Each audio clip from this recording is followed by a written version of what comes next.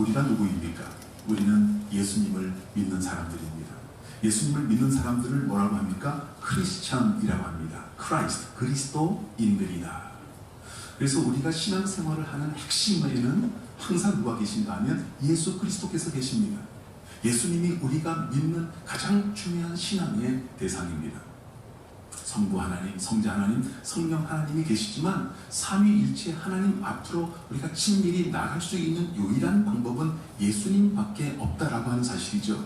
예수님께서 이렇게 말씀하십니다. 내가 곧 길이요 진리요 생명이니 나로 말미암지 않고서는 아버지께로 올 자가 없다. 아버지께로 갈 수 있는 유일한 길은 예수님밖에 없습니다.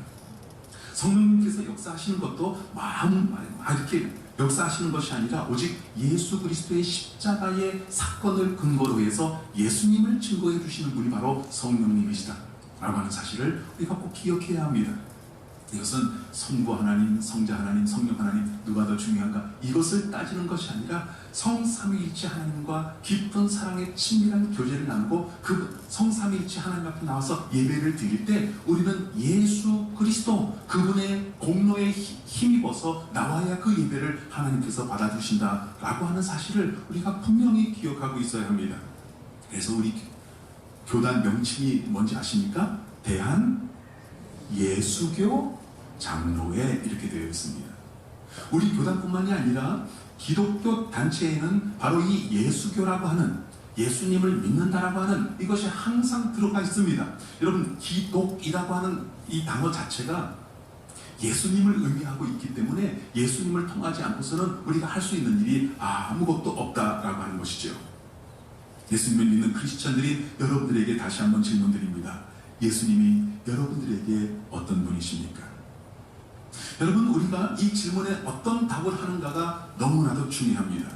여러분들이 입술로 고백하는 것뿐만 아니라 지식으로 알고 있는 것뿐만 아니라 내가 지금 이 질문에 내 삶으로 어떤 대답을 하고 있는가가 너무나도 중요합니다. 왜냐하면 이 질문에 내가 전체 이 온 삶으로 어떤 답을 하고 있는가 거기에 따라서 우리의 인생이 변하고 우리의 가정이 변하고 우리의 일터가 변하고 우리의 사회와 나라와 국가가 변하고 그리고 우리 주 예수 그리스도께서 꿈꾸시는 그러한 세계가 도래할 수 있기 때문에 그렇습니다.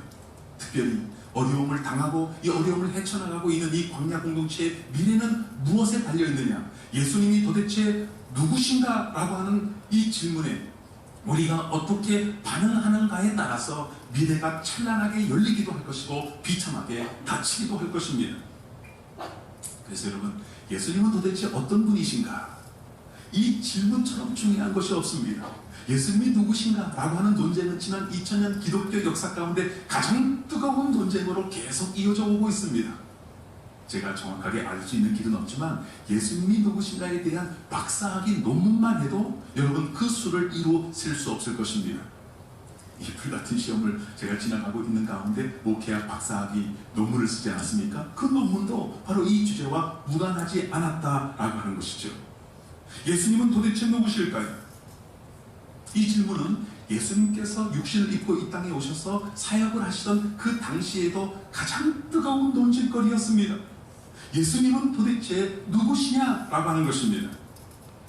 오늘 본문인 요한복음 8장은 이런 상황입니다. 예수님이 바리새인들과 서기관들과 함께 이야기를 나누다가 이런 말씀을 하시죠. 진리를 알지니 진리가 너희를 자유롭게 하리라.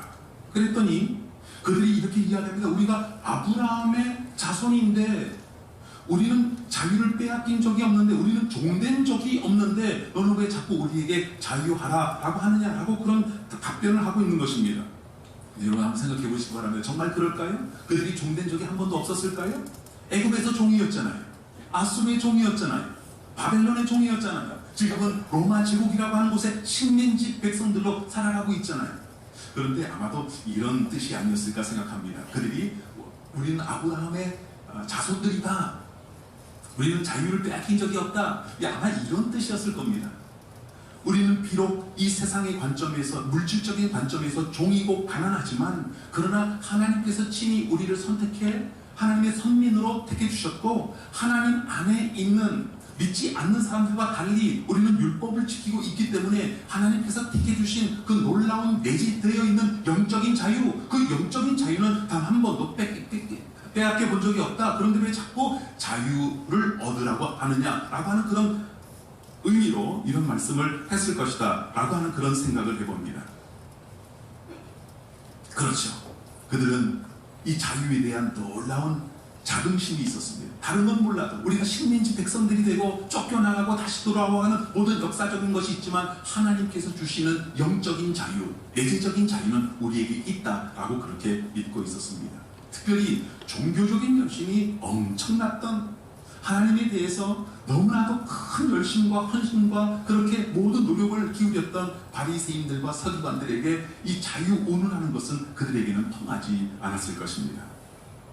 신앙생활을 오래한 우리들도 마찬가지 아닐까요? 아마 우리는 이렇게 생각할 수 있습니다. 나는 신앙생활을 아주 오래한 크리스천입니다. 저는 예배를 드리는 자입니다. 저는 기도를 하면서 사람입니다. 저는 교회에서 직분자입니다. 저는 적어도 이 세상에 아직 예수 그리스도를 알지 못하는 사람들과는 좀 다릅니다. 나는 비록 여러 가지 인생의 문제에서 괴로움을 당하고 있지만 내 안에는 내재적인 영적인 자유가 있습니다 라고 그런 생각을 가지고 이 자리에 나오신 분들이 대부분일 것입니다.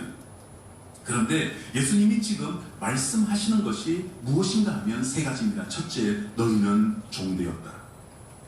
두 번째, 아들이 너희를 자유케 해야 너희가 진정으로 자유함을 얻을 수 있다. 세 번째가 무엇인가 하면 너희가 계속 아브라함의 자손들이라고 자꾸 그렇게 주장을 하는데 만약 너희가 정말 아브라함의 자손이라면 나를 이런 식으로 대하지 아니했을 것이다. 왜냐하면 아브라함은 나의 때 볼 것을 즐거워하고 기뻐했기 때문이다 라고 그렇게 말씀하신 것입니다. 여러분, 유대 민족에게 있어서 이 아브라함이라고 하는 존재는 그들 민족의 기원이고 그 민족의 뿌리입니다. 아브라함보다도 높은 사람은 있을 수가 없습니다. 이 유대인들의 입장에서 이런 예수님의 말씀은 도무지 기도 않자는, 이 말도 안 되는 그런 말씀으로 들릴 수밖에 없었다라고 하는 것이죠. 그래서 뭐라고 대답합니까? 57절에 내가 아직 50세도 못 되었는데 아브라함을 보았느냐? 어떤 말입니까? 빈정거리는 거죠. 네가 아브라함을 봤다고? 너 혹시 타임머신 타고 다녀? 혹시 세 가지 소원 들어주는 토끼바가 있는 거 아니야? 아니, 가만히 보니까 나이를 아무리 많이 쳐줘도 50도 못 돼 보이는데 네가 아브라함을 봤다고? 도대체 그것이 말이나 되는 것이야? 라고 그렇게 빈정거리면서 질문했습니다. 바로 이러한 질문에 우리 주 예수 그리스도는 핵폭탄보다 더 강력한, 그 당시 그 상황에서는 가장 두렵고 가장 위험한 답을 주십니다. 요한복음 8장 58절에 있는 말씀 우리 한 목소리 읽습니다. 예수께서 이르시되 진실로 진실로 너희에게 이르노니 아브라함이 나기 전부터 내가 있느니라 하시니, 이 말을 듣는 즉시 유대인들은 예수님을 죽이려고 합니다. 근데 여러분, 예수님을 죽이려고 하는 방법이 뭐냐면 예수님을 꽁꽁 묶어서 때려서 죽이는 것도 아니고 목매달아 죽이는 것도 아니고 아니면 칼을 가지고 와서 창을 가지고 와서 찔러 죽이는 것도 아니었습니다. 그들이 어떻게 했다고요? 돌을 들어 예수님을 쳐 죽이려고 했습니다. 왜냐하면 이것이야말로 율법에 기록되어 있는 신성을 모독하는 죄에 해당되었기 때문에 그렇습니다. 신성을 모독했기 때문에 두세 사람의 증인만 있으면 돌을 그 자리에서 들어서 서서 죽여도 합법적인 것이 되는 것이 유대 사회의 그러한 법이었습니다.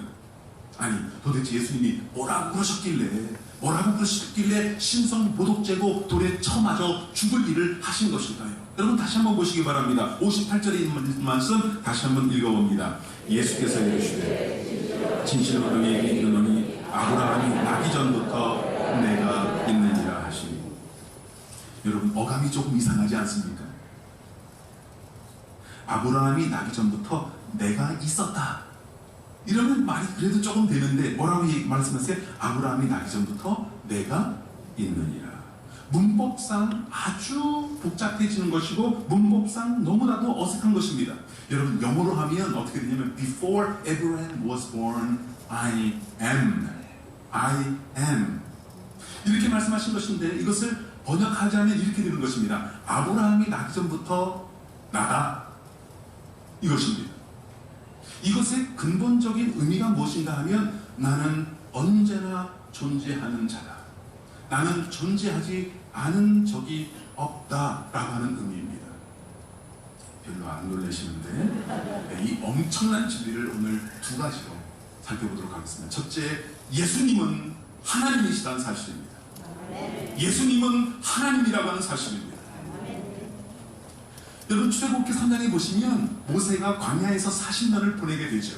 바로 그때 하나님께서 나타나시는데 불타오르는 떨기나무로 나타나십니다. 놀라운 것이죠. 여러분, 이스라엘 역사 가운데 양대 기둥을 이루는 두 가지 중요한 사건이, 첫 번째가 하나님께서 아브라함을 갈대아 우르에서 부르셔서 가나안 땅으로 인도해 주신 그 부르심, 그 사건이고, 두 번째가 바로 이 타는 떨기나무로 나타나셔서 모세를 불러주신 것입니다. 모세를 부르시면서 이렇게 말씀하시죠. 모세야, 애굽으로 돌아가라. 그리고 내 백성을 출애굽시켜라 라고 하는 그런 말씀을 주십니다. 모세가 이렇게 질문을 하죠. 내가 그들에게로 가서, 히브리 사람들에게로 가서 너희의 조상의 하나님이 나를 너희에게 보냈다 라고 이야기하면 분명히 그들이 그 하나님의 이름이 뭔데? 라고 물을 텐데 제가 뭐라고 대답해야 하나요? 라고 그렇게 다시 한번 질문을 하죠. 그때 하나님께서 이런 답을 주십니다. 출애굽기 3장 14절에 있는 말씀을 큰 목소리로 읽어봅니다. 하나님이 모세에게 이르시되 나는 스스로 있는 자입니다. 여러분, 하나님의 이름이 뭔지 아십니까? 스스로 있는 자입니다. 영어 번역으로 하면 I am that I am. 이것을 지역하면 내 이름이 뭐냐고? 내 이름은 나는 나다. 그 이름이 들려지는 그 순간 모세와 그의 모든 자손들은 직감적으로 알게 됩니다. 아, 이것이 하나님께서 스스로를 계시하시는 가장 거룩하고 가장 구별되고 가장 중요한 이름이라고 하는 사실을 말입니다. 여러분, 성경을 읽어보시면 하나님의 이름이 얼마나 많이 나오는지 모릅니다. 그 이름도 하나님의 의미를 다 담고 있지만, 그러나 이 이름보다 더 의미 있고 더 풍성하게 하나님의 하나님 되심을 담고 있는 이름은 존재하지 않습니다. 이 이름은 하나님이 누구신가에 대한 가장 심오한 진리를 담고 있습니다. 나는 나다. I am that I am. 이 이름이 온갖 잡신들로 가득 차 있는 이 세상에 오롯이 하나님을 하나님 되게 하는 그런 이름이다 라고 하는 것이죠. 여러분, 나는 스스로 있는 자라고 하는 이 이름이 얼마나 신성했는지 이스라엘 서기관들은 이 이름 기록하기를 거절했습니다. 특별히 사람들이, 인간들이 이 이름을 발음하는 것도 절대로 있어서는 안 된다, 그렇게 생각했습니다. 스스로 계신 자, 이 이름은 시작도 없고 끝도 없는 하나님, 모든 것들을 존재하게 하신 원인이지만 그분을 존재하게 하는 원인은 존재하지 않는 것, 스스로 계신 자. 그래서 이 이름을 도무지 기록할 수도 없고 발음할 수도 없었습니다. 그래서 나는 나다, I am that I am. 여러분, 이 히브리어 원어의 발음이 뭐냐면 야훼입니다. 저를 한번 따라해 주시기 바랍니다. 야훼. 야훼인데 놀랍게도 지금도 우리가 읽고 있는 성경에는 여호와라고 그렇게 기록되어 있습니다. 이게 잘못된 것입니다. 여호와라고 발음이 되지 않고 야훼라고 발음해야 된다는 것이 모든 신학자들의 정설입니다. 그럼 도대체 왜 이런 오류가 생기고 말았을까요? 그것은 하나님의 말씀을 옮겨주는 이 서기관들이 엘로힘이나 사바오트나 아니면 아도나이라고 하는 이름은 그대로 옮겨 적었지만 이 자음 4개로 되어 있는 이 이름은 발음에서도 안 되기 때문에 이 자음만 써놨지 모음을 찍어놓지 않았습니다. 그래서 어떻게 발음하는지 아무도 몰랐습니다. 그래서 그 1000년이 넘는 그 역사 가운데 사람들이 고민하다가 아도나이, 주, 아도나이라고 하는 그 모음을 갖다가 자음인가 모음, 그걸 갖다 찍어놨습니다. 그랬더니 가장 가깝게 나오는 것이 제호바가 나온 겁니다. 제호바. 그래서 모든 사람들이 여호와 그렇게 부르기 시작했습니다. 아니, 그러면 그런 오류를 빨리 지금이라도 잡아야 되지 않을까요? 그래서 전 세계 신학자들이 함께 모이게 되었습니다. 이것을 어떻게 할 것인가? 그런데 그들은 이런 결론에 도달하게 되었습니다. 1000년이 넘는 세월 동안 여호와라고 불러왔고 여호와라고 불러도 그 의미에는 큰 차이가 없기 때문에 우리가 계속 여호와로 사용한다. 야훼도 좋고 여호와도 좋다. 그렇게 합의가 되어서 지금도 여호와라고 그렇게 기록되어 있는 것입니다. 사랑하는 성도 여러분, 제가 왜 이렇게 신학적인 지루한 이야기를 자세하게 여러분들에게 말씀드릴까요? 그 이름은 인간이 쓸 수도 없고 발음할 수도 없었던 가장 거룩하신 이름이었다라고 하는 것이죠. 그런데 지금 예수님께서 뭐라고 말씀하십니까? 나는 나다. 나는 나다. 그 말씀을 하신 것입니다. 출애굽기 3장에 나오는 야훼를 헬라어로 번역하면 이고 에임인데 지금 이고 에임이라고 말씀하고 있는 것입니다. 나는 시작도 없고 끝도 없는 영원한 존재. 나는 하나님이야. 나는 야훼야. 너희들과 이 우주 만물 가운데 있는 모든 것들을 말씀으로 주관하였고 너희들 코에 있는 생명을 주관하는 자 나는 야훼, 나는 그 하나님이야 라고 하는 것을 지금 선포하고 계셨기 때문에 그렇습니다. 유대인들이 예수님을 죽이려 할 때 사용했던 방법이 뭐라고요? 다른 방법이 아니라 돌로 쳐 죽이는 방법이었습니다. 왜냐하면 이것이야말로 신성모독죄였기 때문에 그렇습니다. 사실 예수님이 하나님의 아들이시며 그분이 하나님이시다, 하나님과 동등된 분이시다 라고 하는 이 야훼 하나님이시다 라고 하는 사실은 예수님이 여기서 처음 밝히신 건 아닙니다. 예수님이 누누이 말씀해 주셨습니다. 복음서를 여러분 읽어보시면 어디서나 그런 표현은 다 나오게 되어 있습니다. 예를 들어서 여러분 복음서를 읽어보시면 이런 그 사건들이 많이 나오죠. 질병을 고쳐주시는데 동시에 뭐라고 말씀하십니까? 내 죄가 사하여졌느니라. 여러분 이 예수님께서 내 죄를 용서해 주시는 이런 말씀은 여러분 있을 수가 없는 것입니다. 여러분 한번 생각해 보시기 바랍니다. 김씨가 박씨한테 한 대 맞아서 이빨이 부러져서 여기서 울고 있습니다. 김씨가 박씨를 때렸다는 거예요. 근데 최씨가 와서 박씨에게 하는 소리가 김씨는 울고 있는데 내가 내 죄를 용서해 줄게. 그러면 맞아서 피를 흘리고 있는 사람이 바라봤을 때는 어떤 생각이 듭니까? 이건 뭐야? 이건 무슨 시츄에이션? 이렇게 되는 것이죠. 근데 예수님은 죄를 사해 주셨습니다. 왜냐하면 이 세상에서 범하는 모든 죄는 사실상 하나님께 범하는 것이고 오직 하나님만이 죄를 용서하실 수 있는 권세가 있으시기 때문에 그렇습니다. 그래서 예수님은 죄를 용서해 주실 때마다 사실은 무엇을 선포하신 거냐면 나는 야훼다, 나는 하나님이다 라고 하는 것을 계속 증거해 주신 것입니다. 자, 그렇다면 만약 예수님이 야훼 하나님이시다면, 그 우리가 믿고 있는 예수님이 정말 살아계신 하나님이시다면, 둘째, 우리는 예수님에 대한 새로운 신앙적 결단을 내려야 합니다. 많은 분들이 이렇게 이야기할 수 있습니다. 아니 목사님, 우리 예수님 믿어요. 예수님이 하나님이신 거 믿는다니까요. 아니 그러니까 오늘도 여기 나왔죠. 이 어려운 상황 가운데. 저 믿어. 여러분이 예수님을 하나님으로 믿고 예수님을 구주로 고백한다는 사실 저도 인정합니다. 그런데 문제는 우리가 믿는 대로 예수님을 생각하고 예수님을 의지하고 예수님을 사랑하고 예수님께 합당한 예배를 드리고 순종하고 있는가에 있다라고 하는 것이죠.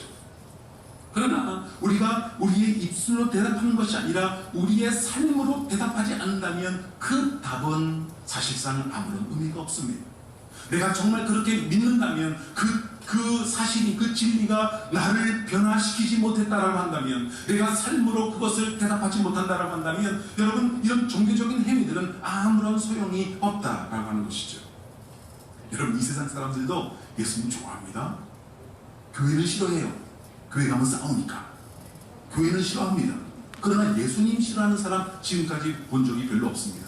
그들은 이렇게 이야기합니다. 아, 위대한 스승님, 그분의 가르침은 뭔가 좀 달랐어요.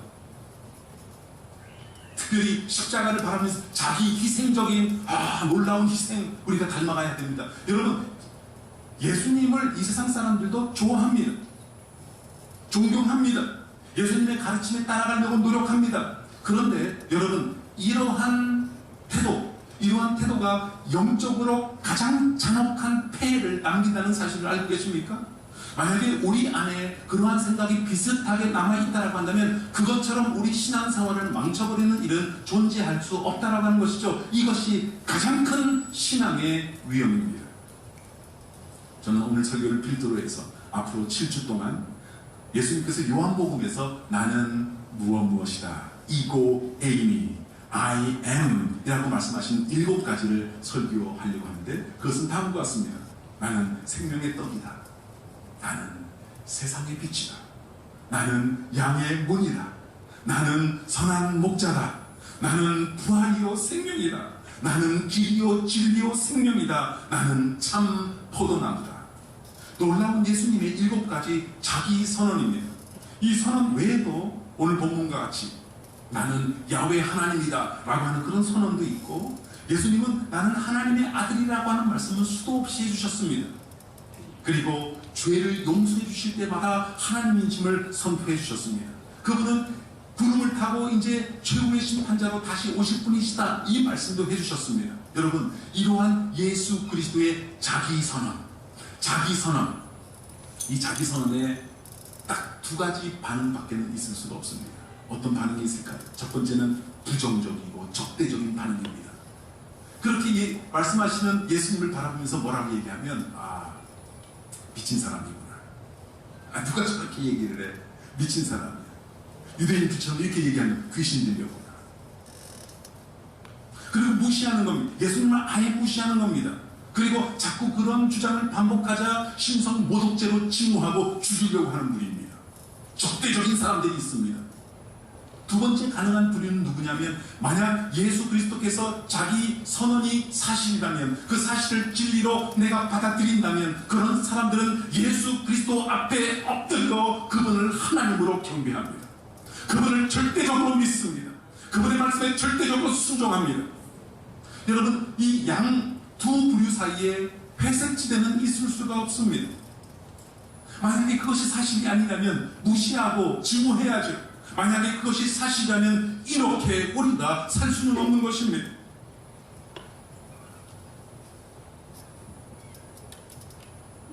여러분, 우리가 예수 그리스도를 지금도 살아계시고 그분의 영 성령님을 보내주셔서 지금 이 자리에 우리와 함께 하고 계신 야훼 하나님, 스스로 계신 자, 전지전능하신 만군의 주 여호와 하나님, 그 하나님으로 우리가 믿는다면, 사랑하는 성도 여러분, 그 어떤 어려움이 있다 할지라도 담대하시길 바랍니다.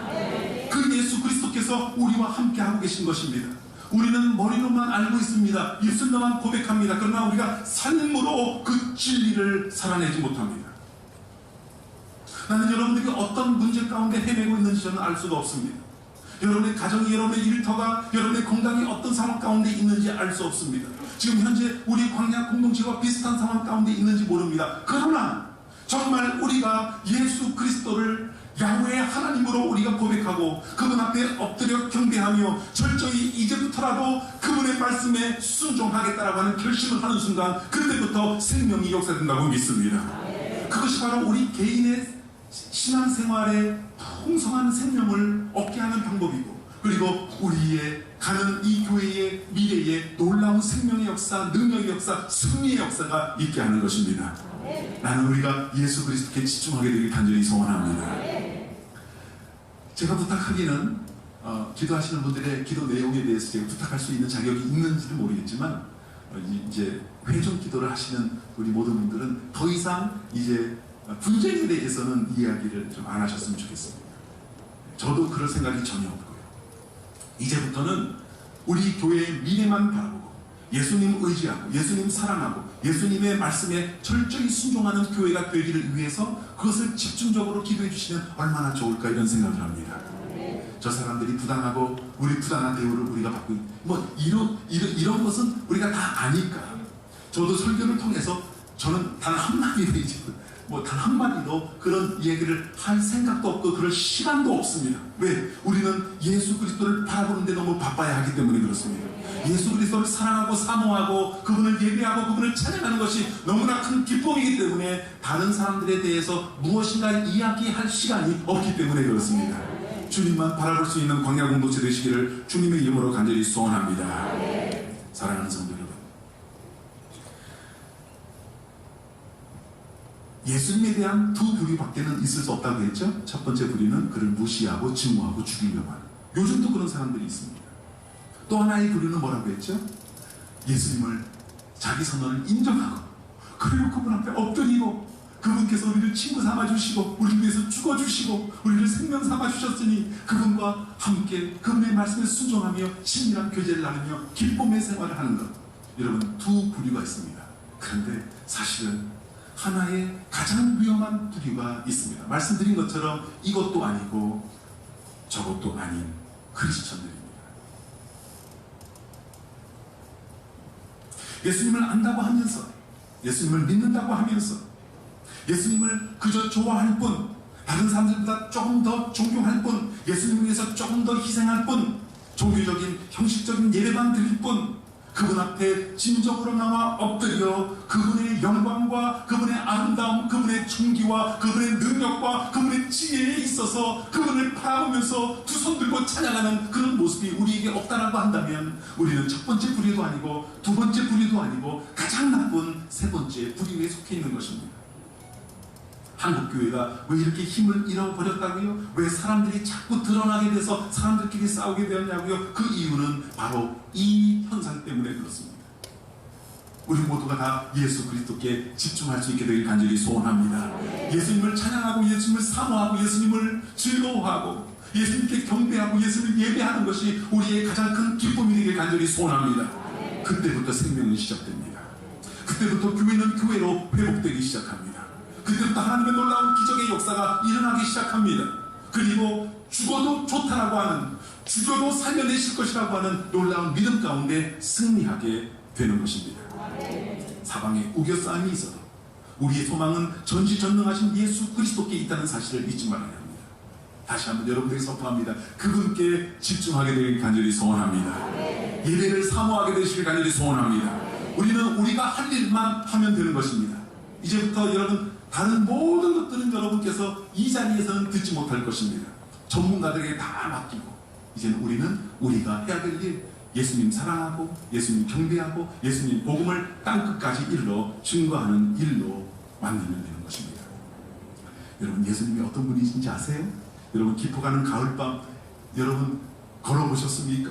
아름답게 낙엽이 지고 있지 않습니까? 단풍이 지고 있고 낙엽이 떨어지고 있습니다. 이 모든 것들을 한 손에 쥐고 주관하시는 절대 주권의 하나님이 누구시라고요? 누구시라고요? 예수님이십니다. 예수님. 여러분, 밤하늘의 별을 바라봅니다. 은하계를 바라봅니다. 은하계 안에 있는 별의 수도 우리가 셀 수 없지만 그 은하계, 또 다른 은하계의 수만 바다의 모래보다 더 많다는 사실을 알고 계십니까? 이 모든 것들을 주관하시는 예수 그리스도, 그분을 여러분의 그냥 어드바이스로 쓰실 겁니까? 그냥 나를, 내 인생에 도움이 조금 되는 그 도움이 정도로 생각하시면서 사실 것입니까? 우리는 보통 이렇게 얘기합니다. 예수님, 저한테 전화하지 마세요. 제가 필요하면 예수님께 전화 드릴게요. 이런 식으로 신앙생활을 하는 것은 혹시 아니냐라고 하는 것입니다. 오늘 예수님은 우리에게 분명히 말씀하십니다. 나는 야훼 하나님이다. 나는 영원히 있고 지금도 존재하고, 그리고 나는 세상 끝날까지 너희와 항상 함께 할 것이다 라고 하는 언약을 하고 계십니다. 그 언약은 분명히 이루어지고 분명히 성취됩니다. 지금도 그 언약은 분명히 유효하고 이루어지고 있습니다. 왜요? 그분은 변개하시는 분이 아니시기 때문에 그렇습니다. 그분을 바라보고 그분을 더욱더 사랑하는 것, 이것이 우리의 힘인 줄 아시고, 그분을 찬양할 때 그 능력이 배가 되는 것을 아시고, 주님 앞에 나와 예배드리시고 그분을 찬양하시는 복된 예수 그리스도를 믿는 아름다운 진짜 예수님의 제자 크리스천이 되시기를 높으신 우리 주 예수 그리스도 이름으로 간절히 소원합니다. 아멘. 기도하겠습니다. 네, 함께 기도할 때 하나님, 오늘 예수 그리스도에 대해서 증거해 주셔서 감사합니다. 예수님, 죄송합니다. 예수님을 사랑한다 했지만, 예수님을 믿는다 했지만, 예수님을 예수님대로 우리가 고백하지 못하고 삶으로 답을 하지 못했습니다. 이제 예수님만 의지합니다. 예수님의 말씀에는 철저히 순종하겠습니다. 사람 보지 않겠습니다. 우리를 위하여 죽으셨으나 부활하셔서 지금도 이곳에 함께 계신 그 예수 그리스도에 대한 믿음이 나를 살리고 우리 가정을 살리고 우리 교회를 살릴 줄로 믿사오니 주여 이 믿음을 우리에게 풍성히 허락하여 주시옵소서. 그 통성으로 기도하는 시간 갖도록 하겠습니다.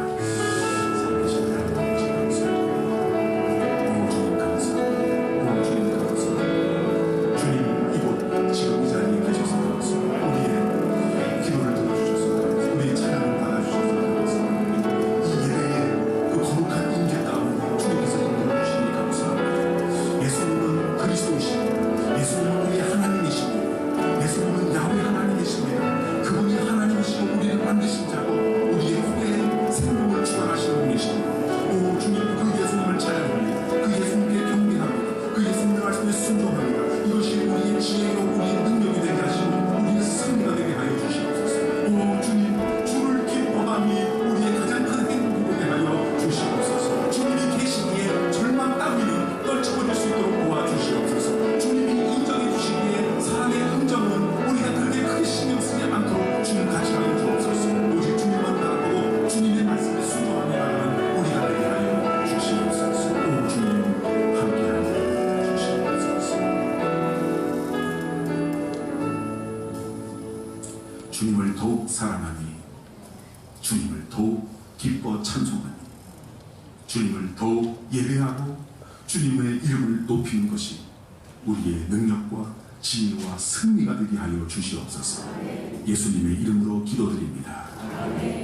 다 함께 일어나셔서 우리 함께 찬송 드리실 텐데 전후좌우에 계신 분들에게 우리 수화로 사랑하고 축복합니다. 인사해 주시기 바랍니다.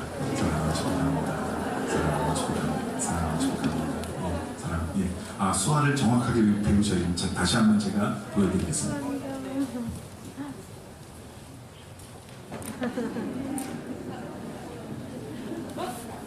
옆으로 하시면 잘 있었니 반말이 되는 것 같습니다. 겸손하게 이렇게. 감사합니다. 감사합니다. 우리 함께 우리 주님 찬송합시다. 찬송할 때 우리 주님께서 영광 받아주시고 우리의 모든 기도와 소원을 들어주실 줄로 믿습니다. 찬송가 31장 찬양하라 복되신 구세 주 예수. 주